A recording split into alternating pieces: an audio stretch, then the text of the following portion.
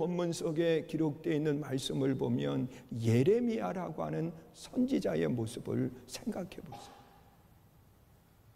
여러분, 예레미야는 하나님께서 뭐라고 이야기하느냐고 하면 내가 너를 태중에 있을 때, 아니 임신을 할 때 그때부터 내가 너를 알았다, 그렇게 말씀을 하고요. 너의 모든 것을 다 하나님이 알고 계시다고 그렇게 말씀을 하는데, 이 에레미야의 삶의 모습을 보면 그는 참 어려운 시대 속에 고난을 겪으면서 생활을 합니다.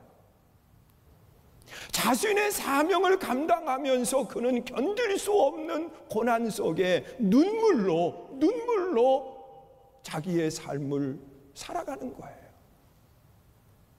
여러분, 이런 고난 속에서 하나님은 뭐라고 말씀하시느냐고 하면 내가 너를 이미 다 알고 있다는 거예요. 그래서 내가 너를 이 땅에 보냈다는 거예요. 그러니 너는 내 인생을 저주하지 말고 왜 나는 이런 고난과 이런 어려움 속에 사느냐고 내 스스로를 학대하지 말고 내 인생을 사랑하는 사람이 되어라, 그렇게 말씀을 해요. 어느 장에 아이를 둔 부모가 그 아이를 키우면서 너무 힘든 거예요. 어려운 거예요. 그래서 한날은 하나님 앞에 나가서 눈물로 하소연하면서 기도를 하는 거예요.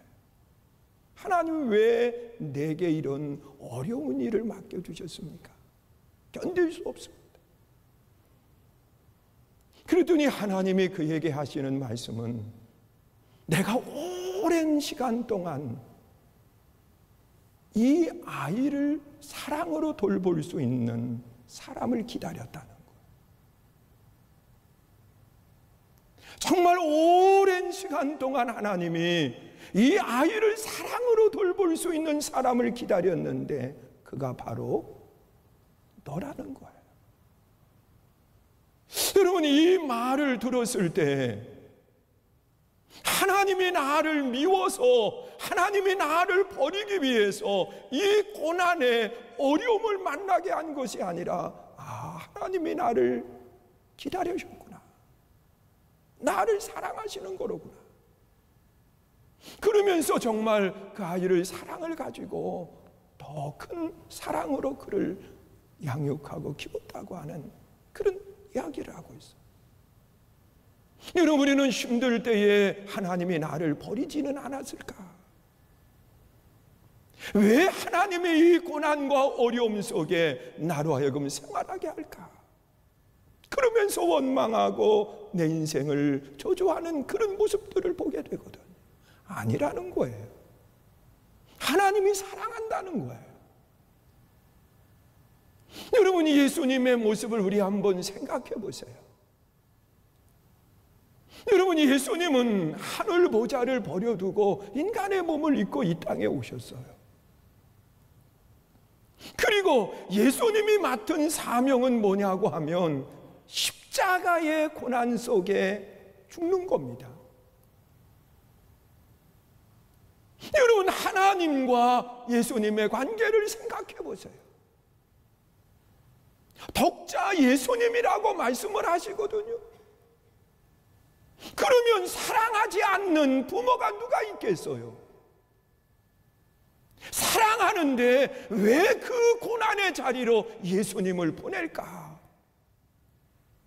그 십자가의 죽음은 예수님밖에 할 수 없기 때문에, 다른 그 어떤 사람도 그 일을 감당할 수 있는 사람이 없기 때문에 하나님이 그 고난의 자리로 그를 보낸 거예요. 여러분, 우리가 신앙생활을 하면서 여러분, 코로나19라고 하는 이 사태 속에서 힘들지요, 어렵지요. 하나님, 하필 왜 내가 살아있을 때 이런 어려운 일을 만나게 하십니까? 하나님, 지금까지도 많은 어려움과 고난을 당하면서 여기까지 왔는데 하나님 왜? 그런데 하나님은 뭐라고 말씀하시느냐? 내가 너를 사랑하기 때문에 이 일을 맡겼다는 거예요. 여러분, 고난이라고 하는 것을 잘 이기고 나면 하나님이 예수님을 부활의 영광 가운데 참여하게 하셨던 것처럼 우리도 이 고난 속에 내 인생을 사랑하면서 이 고난을 잘 이기고 나면 하나님이 나를 정금같이 들어 쓰시는 아름다운 역사가 일어난다는 거예요. 여러분, 고난 속에 내 인생을 저주하고 고난 속에 내 삶을 주저앉는 인생으로 바꾼다고 하면 그는 자기를 사랑하지 않는 사람이에요. 여러분, 정말 내 인생을 내가 사랑할 줄 아는 아름다운 성도 되시기를 주의 이름으로 축원합니다. 또한 하나님이 나를 사랑한다라고 하는 확신을 갖는다고 하면 우리는 삶에 있어서 역사에 남을 수 있는 아름다운 인생을 살아가야 돼요. 여러분, 사람의 발자취는 없어지는 것이 아니라 이 사람의 발자취는 남아있게 되어 있어요. 그런데 그 남아있는 역사 속에서 부끄러운 일을 행한다고 하면 그건 아니잖아요. 여러분, 성경에 보면 사무엘 선지자의 모습 속에 우리는 그 역사에 무엇을 남겨야 될지, 그의 삶을 통해서 우리는 많은 것을 생각하고 깨닫게 됩니다. 여러분, 사무엘 선지자는 사사가 되고 난 뒤에 또한 제사장의 직능을 감당하면서 그는 그 고난의 현장 속에 나아갈 때 하나님 앞에 금식하며 기도하면서 고난의 현장으로 나아가요. 블레셋이라고 하는 나라가 늘 이스라엘을 괴롭게 할 때 이 사무엘 선지자는 그 블레셋과 전쟁을 하기 위해서 백성들을 미스바로 다 모이게 합니다. 그 미스바로 모이게 하고 난 뒤에 그들은 금식하면서 하나님 앞에 기도하는 거예요. 지금 전쟁이라고 하는 생명을 거는 고난이 그의 앞에 있을 때 또 다른 고난, 금식하는 고난을 함께 하는 거예요. 그런데 이 고난 속에 그의 삶의 역사가 부끄러움으로 남게 되었느냐? 아니라는 거예요. 하나님이 함께 하심으로 그 고난의 역사가 영광으로 바꾸어지는데 블레셋을 물리치게 되고 사무엘이 사는 날 동안 그 땅에 평화가 이루어지는 역사가 일어난 거예요. 여러분, 역사에 남을 수 있는 사람, 고난 속에도 변함없이 기도하는 사람, 하나님의 뜻을 찾는 아름다운 신앙의 사람을 말하고 있어요. 또한 사무엘 선지자는 하나님께서 이제 너의 통치를 왕을 세워 넘겨주라고 할 때 사무엘 선지자는 내 자리에 연연하면서 원망 불평한 것이 아니라 역사에 남을 수 있도록 그는 사람을 세워가는 아름다운 일을 감당해.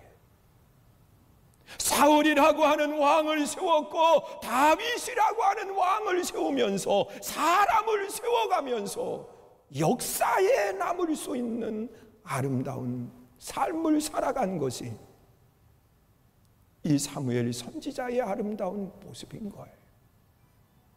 여러분, 우리는 신앙 생활을 하면서 하나님의 사랑을 확신한다고 하면 하나님이 정말 나를 사랑하시기 때문에 나를 이 땅에 보냈다고 하면 우리는 내 자신만 생각하는 이기적인 사랑이 아니라 내 인생 전체를 사랑할 수 있는 그런 아름다운 신앙의 사람이 되어야 되는 거예요. 내 인생을 사랑한다고 하는 것은 내게 무슨 일이 닥친다 할지라도 우리는 그 일 속에서 나를 저주하는 인생이 아니라 하나님이 나를 사랑하시기 때문에 이렇게 귀한 일, 누구도 감당할 수 없는 일을 맡겨주셨구나. 그러면서 기쁨으로 그 사명을 감당할 수 있어야 돼. 여러분, 스데반의 모습 속에 우리가 한번 생각해 보세요. 여러분, 그가 복음을 전하는데, 하나님이 기뻐하시는 일을 행하는데 그에게 찾아온 것은 돌을 던지는 무리들 속에 죽어야 되는 거예요. 이 고난의 현장 속에 그는 원망하지 아니하고 자기 인생을 사랑합니다. 그리고 하나님을 향해서 기쁨으로 찬양하고 바라보는 거예요. 여러분, 이러한 모습을 하나님은 서서 그를 바라보시는 모습을 보여주고 있어요. 사랑하는 성도 여러분, 하나님이 정말 여러분을 사랑하시는데 그 사랑에 대한 확신을 갖는다고 하면 우리 인생 전체를 사랑할 줄 아는 믿음의 아름다운 삶이 될 수 있기를 주의 이름으로 축원합니다. 또한 역사에 남을 만한 아름다운 삶을 살아가는 거예요. 그리고 또한 하나님이 우리에게 원하시는 것은 나와 이웃과의 관계 속에서 어떻게 사랑을 하면서 살아가야 될까? 여러분, 지금 나와 함께 있는 이 사람은 미움의 대상이 아니라 지금 나와 함께 있는 이 사람은 사랑의 대상인 거예요.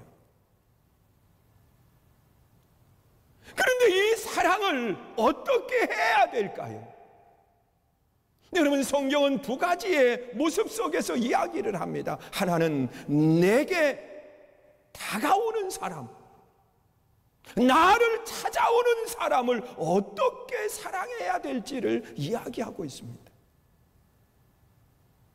여러분, 나의 사랑이 그리워서 내게 다가오는 사람을 나는 어떻게 사랑해야 될까? 여러분, 나의 사랑이 필요해서 다가오는 사람이거든. 아합이라고 하는 왕이 나라를 다스릴 때 그가 이세벨과 결혼하면서 이세벨이 우상을 가지고 들어와요. 그러면서 그 백성들에게 우상을 섬기게 하고 하나님을 떠나게 만드는 거예요. 그래서 하나님은 엘리야 선지자를 보내서 그 땅에 흉년이 들 것을 말씀하시지. 여러분, 흉년으로 인해서 먹을 양식이 다 고갈되어 갈 때 한 여인이 밀가루 한 움큼 그리고 기름 조금 가지고 있었어요. 그것으로 마지막 자녀와 함께 빵을 만들어서 먹고 죽으려고 나무가지를 줍고 있는데 그때 엘리야가 찾아온 거예요. 이 여인을 찾아와서 사랑을 달라는 겁니다. 지금 당신이 가지고 있는 마지막 그 사랑의 떡을 달라는 겁니다. 그때 그 여인은 자기의 모습을 이야기하면서 마지막 이것을 가지고 떡을 만들어서 자녀와 함께 먹고 죽으려고 하는 겁니다. 그런데 그 떡, 그 마지막 사랑을 엘리야는 요구를 하고 있어요. 달라는 거예요. 그때 그 여인은 그걸 가지고 떡을 만들어 사랑을 요구하는 엘리야에게 대접을 합니다. 그런데 놀라운 일이 생기는 거예요.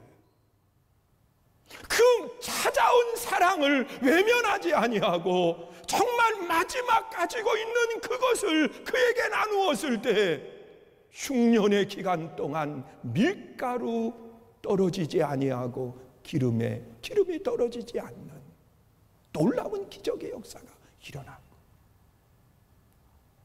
여러분, 우리는 찾아온 사랑을 외면할 때가 많아요. 왜? 내가 힘드니까, 어려우니까, 나도 어려운데 뭘 그러면서 이야기할 때가 많이 있거든요. 여러분, 예수님의 모습을 한번 생각해 보세요. 예수님은 찾아온 사랑을 어떻게 대했을까? 한 번은 예수님이요, 너무 피곤하셨어요. 힘들었어요. 저도 일부 예배를 마치고 났는데 몸이 안 좋은 거예요. 그래서 사무실에 소파에 앉아가지고 눈을 감고 오늘 설교를 이렇게 묵상하면서 잠깐 있었는데 예배 시간이 아주 급박하게 온 거예요. 깜빡 잠이 들은 거예요. 그래서 벌떡 일어나가지고 올라왔는데, 사람이 피곤하면요, 정말 중요한 것까지도 잃어버릴 그런 모습들을 갖게 되는 거예요. 예수님도 많은 사역 속에 쉼이 필요해서 한적한 곳을 찾았는데, 어떻게 알고 사람들이 예수님에게 사랑을 달라고 찾아오는 거예요? 그것도 한 명, 두 명이 아니라 장정만 5,000명이 찾아왔어요. 예수님은 그들을 외면하지 않고 그들의 문제를 다 해결해 주고 난 뒤에 저녁이 되었을 때 제자들에게 이들에게 먹을 것까지 주라고 그렇게 말씀을 해요. 그러면서 그들을 돌려보내지 않고 먹을 양식까지, 먹을 것까지 제공해 주는 그런 아름다운 모습을 보게 됩니다. 여러분, 우리가 신앙생활 속에 찾아오는 사랑을 우리는 어떻게 대해야 될까?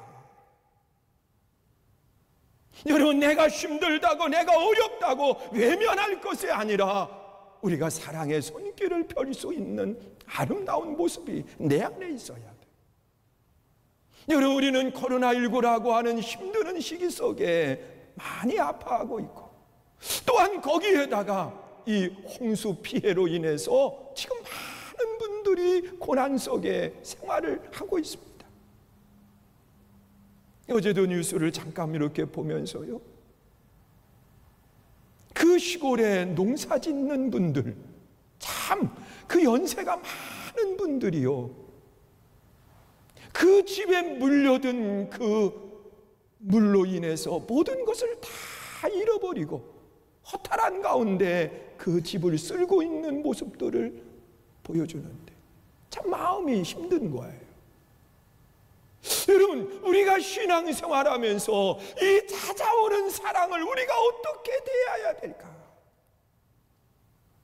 그래서 멀리 있는 분에게 제가 전화를 돌렸어요. 한 분은 통화가 돼서 통화를 했고, 또 한 분은 통화가 안 돼요. 이 곡성 그쪽에 있는 분인데 통화가 안 되는, 그래서 마음이 염려가 되는 거예요. 여러분, 우리가 신앙생활을 하면서 정말 우리는 어떤 모습을 가지고 찾아오는 사랑을 대해야 될까? 예수님처럼,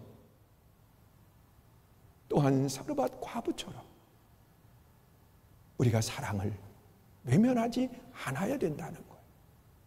그리고 또한 그 관계 속에서의 사랑을 성경은 찾아가는 사랑을 이야기하고 있습니다. 여러분, 우리는 찾아오는 사랑을 잘 대해야 될 뿐만 아니라 내가 사랑의 마음을 가지고 찾아가야 된다는 거예요. 찾아가는 사랑. 여러분, 예레미야는 지금 하나님을 떠난 백성들이에요. 눈물로 호소를 해도 받아들이지 않는 백성들이에요. 도리어 그를 때리고 그를 감옥 속에 쳐놓고 그러면서 많은 어려움을 만나게 하는 그들이에요. 그런데 그들을 예수님은 예레미야는 어떻게 하느냐고 하면 끝까지 찾아가요. 그리고 끝까지 끝까지 그들에게 사랑을 베푸는 그런 모습을 찾아보게 돼요. 여러분, 예수님의 사랑은 어떠셨나요? 예수님의 사랑은 다가오는 사람을 외면하지 않았고 예수님은 찾아가는 사랑으로 우리를 대해 주셨던 그런 모습을 찾아보게 돼요. 예수님은 하늘 보좌를 버려두셨다, 그렇게 말씀을 하는데, 여러분, 하늘 보좌는 누릴 수 있는 것들이 많은 곳이잖아요. 그런데 그 하늘 보좌를 버려두시고 인간의 몸을 입고 이 땅에 사랑을 주기 위해서 찾아오신 거예요. 찾아오셔서는 십자가에서 모든 것을 내어주신 아름다운 모습을 보여주셨어요. 바로 찾아가는 사랑. 여러분, 우리는 사랑을 이야기할 때 사랑의 원자탄이라고 하는 그러한 이름을 가진 손양한 목사님을 우리는 생각해 보게 돼요. 여러분, 이 손양한 목사님은 기다린 사랑이 아니라 찾아간 사랑으로 사랑했던 그 아름다운 모습을 보여주고 있습니다.